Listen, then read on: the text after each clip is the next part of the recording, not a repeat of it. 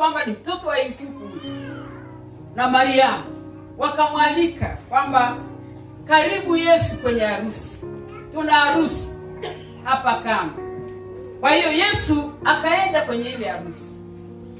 Haleluya, amina. Bwana Yesu asifiwe sana. Akaenda kwenye ile harusi ambayo ilikuwa imefanywa pale Kana.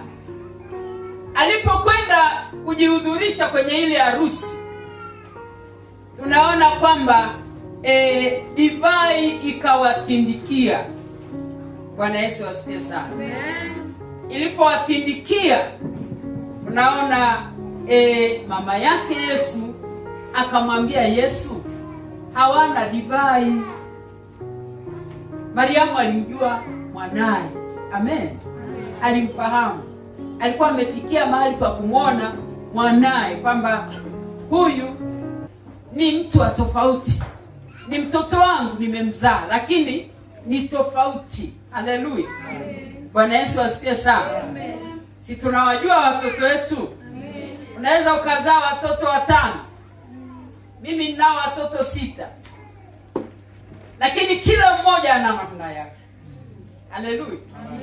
Ninamfahamu kila mmoja ana namna yake. Namfahamu huyu